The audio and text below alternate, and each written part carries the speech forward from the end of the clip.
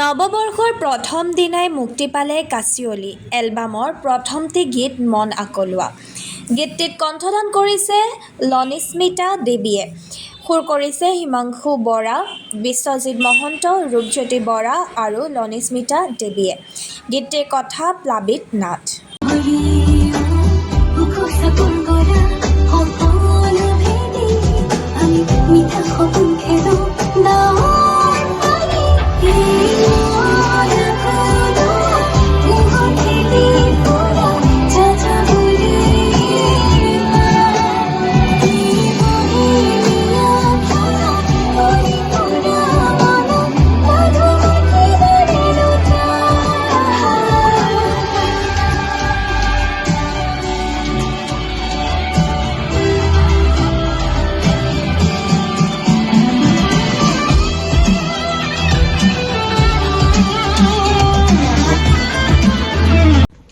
নমস্কাৰ, বৰ্তমান আমি উপস্থিত আছো HB মিউজিকেল ষ্টুডিঅ'ত।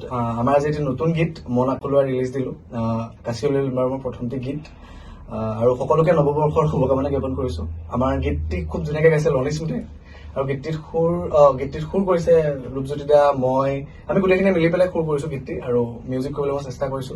গীতটি খুব ধুনীয়াকৈ লিখিছে প্লাবিত নাথে, আৰু গীতটিত গীটাৰ বজাইছে বিশ্ব দা, ৰূপজ্যোতি দাই পাৰ্কাচন বজাইছে, পাৰ্কাচন কৰিছে, আৰু গীতটিত অভিনয় কৰিছে ৰচনা বাৰ লগতে ডিম্পল নাথ, লক্ষ্যজ্যোতি নাথ, আৰু আমি আছো।